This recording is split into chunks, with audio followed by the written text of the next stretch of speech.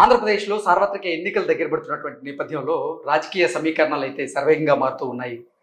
రాయలసీమలో చూసుకున్నట్లయితే గతంలో 2019లో వైకాపా సత్తా చాటిన నేపథ్యంలో ఈసారి ఆ సీన్ తారుమారయ్యేటువంటి ఆ పరిస్థితి అయితే కనపడుతూ ఉంది. ఈసారి రాయలసీమ జిల్లాల్లో టీడీపీ కూటమి బలంగా సత్తా చాటే అవకాశం ఉంది అంటూ కొన్ని సర్వేలు చెప్తున్నాయి. కొన్ని వార్తల ప్రచారంలో ఉన్నటువంటి నేపథ్యంలో ఈ వార్త కూడా దానికి బలం చేకూరేలాగా ఉంది.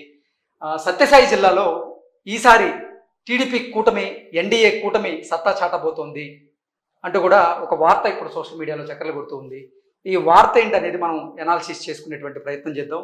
ప్రస్తుతం మనతో పాటు ఉన్నారు ప్రముఖ సీనియర్ జర్నలిస్ట్ దుర్గా వడ్లమాని గారు. దుర్గారు నమస్తే. నమస్తే.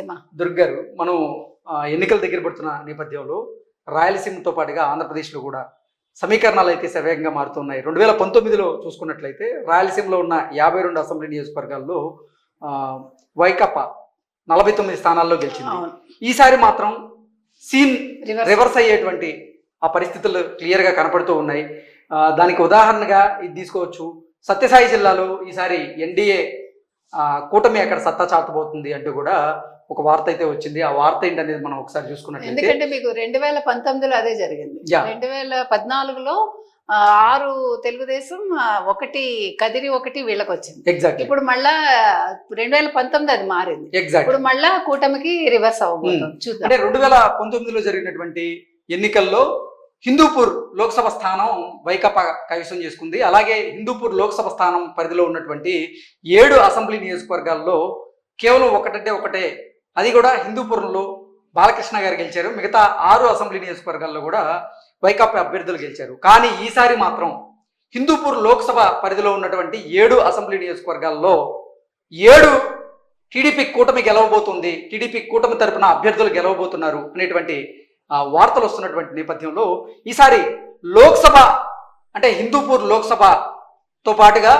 ఆ లోక్సభలో ఉన్నటువంటి 7 అసెంబ్లీ నియోజకవర్గాల అభ్యర్థులు ఎవరు అనేది మనం చూస్తే, బీకే పార్థసారథి గారు, ఈయన కూటమి నుంచి హిందూపూర్ ఎంపీ బరిలో ఉన్నారు. నెక్స్ట్ జె శాంత గారు, ఈవిడ వైకాపా నుంచి ఎంపీ బరిలో ఉన్నారు. నెక్స్ట్ మడకశిర నుంచి చూసుకున్నట్లయితే ఈర్ల లక్కప్ప గారు వైసీపీ నుంచి బరిలో ఉన్నారు. అలాగే కూటమి నుంచి ఎంఎస్ రాజు గారు బరిలో ఉన్నారు. నెక్స్ట్ కదిరి నియోజకవర్గం నుంచి చూసుకున్నట్లయితే మక్బూల్ అహ్మద్ గారు, ఈయన వైకాపా నుంచి బరిలో ఉన్నారు. అలాగే కూటమి అభ్యర్థిగా కందికుంట గారు బరిలో ఉన్నారు. నెక్స్ట్ రాప్తాడు నుంచి పరిటాల సునీత గారు కూటమి అభ్యర్థిగా బరిలో ఉన్నారు. అలాగే తోపుదుర్తి ప్రకాష్ గారు అక్కడ వైకాపా అభ్యర్థిగా బరిలో ఉన్నారు. నెక్స్ట్ పెనుగొండ నియోజకవర్గం చూసుకున్నట్లయితే ఉషశ్రీ చరణ్, ఈవిడ వైకాపా నుంచి బరిలో ఉన్నారు. అలాగే సవిత గారు కూటమి నుంచి బరిలో దిగబోతున్నారు.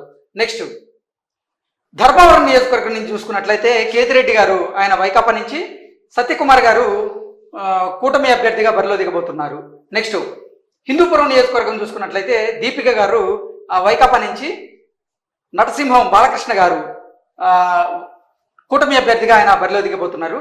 నెక్స్ట్ పుట్టపర్తి నియోజకవర్గంలో చూసుకున్నట్లయితే సింధూర గారు ఒక పార్టీ నుంచి, దుద్దకుంట గారు మరో పార్టీ నుంచి బరిలో దిగబోతున్నటువంటి నేపథ్యంలో అసలు ఈ 7 అసెంబ్లీ నియోజకవర్గాల్లో కూడా టీడీపీ అభ్యర్థులే పాగా వేయబోతున్నారు అనేటువంటి సర్వేలు వస్తున్నటువంటి నేపథ్యంలో వీటి మీద మనతో చర్చించేందుకు ప్రముఖ సీనియర్ జర్నలిస్ట్ దుర్గా వడ్లమాని గారు ఉన్నారు. మేడంతో మాట్లాడదాం. మేడం, మీ అనాలిసిస్ ఏంటి మేడం?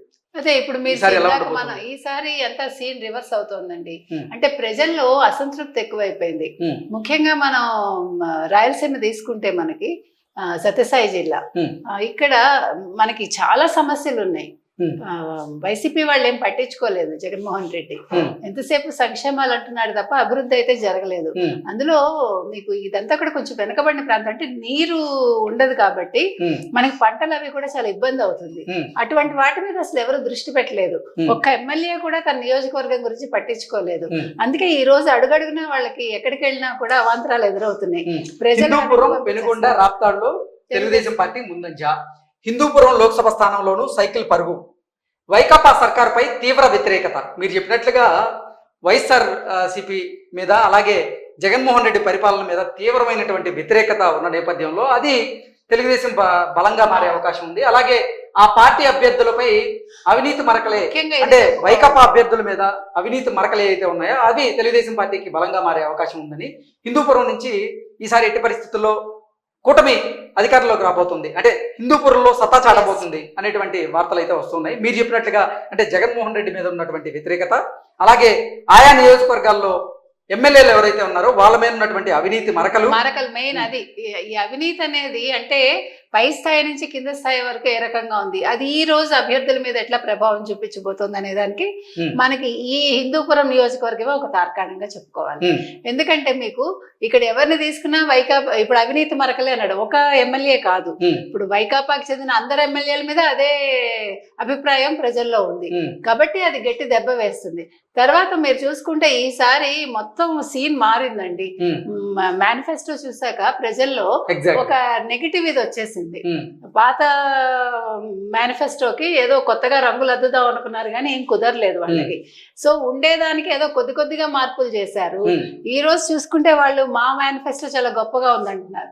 కాకపోతే ఇప్పుడు తెలుగుదేశం మేనిఫెస్టో వచ్చాక మొత్తం సీన్ రివర్స్ అయిపోయింది. ఎందుకంటే ప్రజలకు ఏం కావాలో ఆ సంక్షేమాలన్నీ మేము ఇస్తాము ఆయన ఖచ్చితంగా తెలుగుదేశం కూటమి చెప్పడంతో ప్రజల్లో ఆశలు చిగురించాయి. దాంతో కొద్దిగా ఏదైనా డౌట్ ఉంటే కూడా ఆ మేనిఫెస్టో తర్వాత మొత్తం మారిపోయింది. అది ఈ ఎమ్మెల్యేల మీద, ముఖ్యంగా వైకాపా ఎమ్మెల్యేల మీద ప్రభావం చూపిస్తుంది. దానివల్ల తెలుగుదేశం వాళ్ళకి అది ప్లస్ అవుతుంది. 2014 సీన్ మళ్ళా ఇప్పుడు రివర్స్ అయింది. మనకి ఈ రోజు మళ్ళా తెలుగుదేశానికి అది వస్తుంది. అదే సీన్ రివర్స్ అయ్యి అంటే వాళ్ళు గెలుస్తారు, తెలుగుదేశం కూటమి ఇక్కడ అధికారం కైవసం చేసుకుంటుంది. ఇది మొత్తం ఓవరాల్ గా మొత్తం అన్ని సీట్ల మీద కూడా ప్రభావం చూపించే అవకాశం అయితే ఉంది.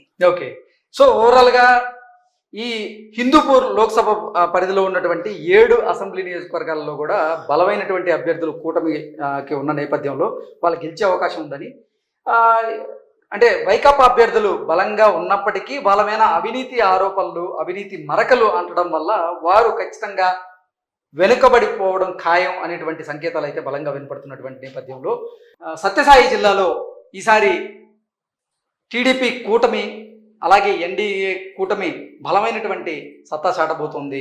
ఆ 7 అసెంబ్లీ నియోజకవర్గాల్లో కూడా గెలవడం ఖాయం అనేటువంటి సంకేతాలు అయితే బలంగా వినపడుతూ ఉన్నాయి. మనం ఇప్పటికే అక్కడి నుంచి పోటీ చేస్తున్నటువంటి అభ్యర్థులు ఎవరు అనేది కూడా మాట్లాడుకున్నటువంటి నేపథ్యంలో కూటమి అభ్యర్థులు ఎవరైతే ఉన్నారో వాళ్ళు గెలిచేటువంటి అవకాశాలు ఉన్నాయి.